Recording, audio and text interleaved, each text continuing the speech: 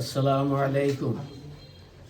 Human rights and piece for Bangladesh in আয়ারল্যান্ডের president হিসাবে আমি এখানে এসেছি। আপনারা নিশ্চয়ই আনন্দিত হবেন। আজ থেকে 43 বছর পূর্বে জনাব ইমাদউদ্দিন সাহেব সহ আমি সহ গুটি কয়েকজন সাংবাদিক নিয়ে আমরা এই প্রেস ক্লাব গঠন করেছিলাম। আজ সেই প্রেস ক্লাবের সার্থকতা আমি উপলব্ধি করছি। আজ আমি অত্যন্ত আনন্দিত এবং গর্বিত। একজাক তরুণ সাংবাদিকের নেতৃত্বে সেই প্রেস ক্লাবকে এগিয়ে নিয়ে যাচ্ছেন।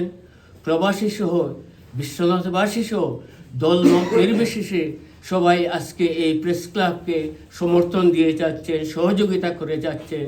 সেটাই আমার অত্যন্ত গর্বের বিষয়, সার্থকতার বিষয়, অহংকারের বিষয়। আমি অত্যন্ত আনন্দিত এবং গর্বিত। আমি আশা করব আগামীতে এই প্রেস ক্লাব উত্তরোত্তর সমৃদ্ধি লাভ করবে। এই প্রেস ক্লাবের যত কর্মকাণ্ড আছে, সমাজের দর্পণ, আয়নার মধ্যে যেভাবে আমরা আমাদের প্রতিচ্ছবি দেখি, ঠিক সমাজের প্রতিচ্ছবি এই সাংবাদিক ভাইদের নেতৃত্বে, তাদের কলমের নেতৃত্বে উঠে আসে। সেটাই যেন বিশ্বনাথবাসীর জন্য, এই দেশবাসীর জন্য কল্যাণ বয়ে আনবে। সেই প্রত্যাশা রেখে সবার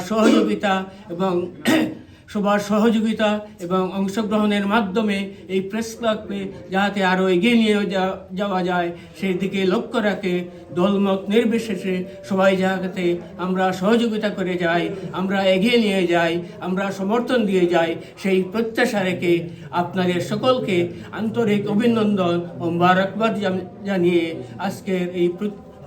আজকের এই জন্মবার্ষিকীতে সবাইকে আন্তরিক অভিনন্দন ও মোবারকবাদ জ্ঞাপন করে আমি আমার বক্তব্য এখানেই শেষ করছি। খুদা হাফেজ। আসসালামু আলাইকুম।